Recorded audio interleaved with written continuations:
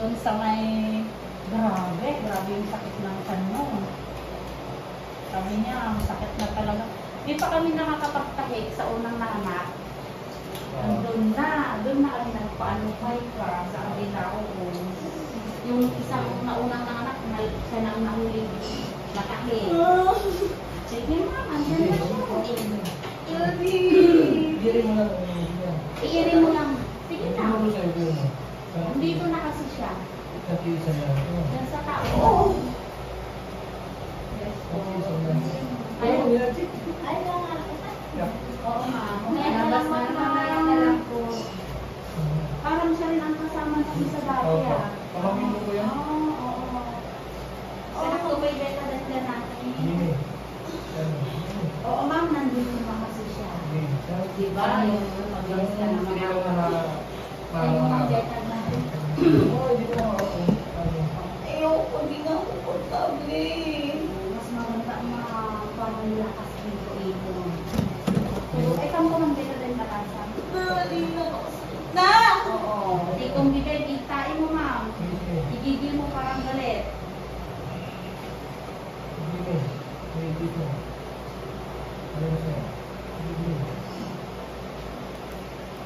Ang baby mo ito ma'am, kami ma'am. Nandito na. Yan, sige. Okay, tubig mo. Ay, natatay na ako! Ay, tayo mo ma'am, nandito na. Sige, sige lang ma'am. Diretso mo ma'am. Sige, tulak. Anak ko sa mga driver na. Yes ma'am, nandito na. Sige. Push. Very good. Push ma'am. Nandito na. Sige, yangat kundi yung pwes. Ito na. Sige ma'am, ito na. Dito, ibawang ulo. Dito na kasi yung kamay mo, para palusot na. Dito na. Dito. Ma'am, dito na yung kamay mo. Hindi ka makakapalasan na.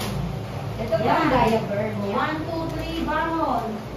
Push. Very good. Okay, pang sinag-atoy mo. Ano ba?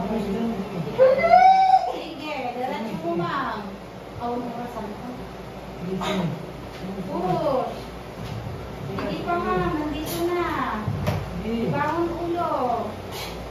Diba? Ano tuwas mo ka dito? Dito. 1. 8. Last 5. May pwede ko.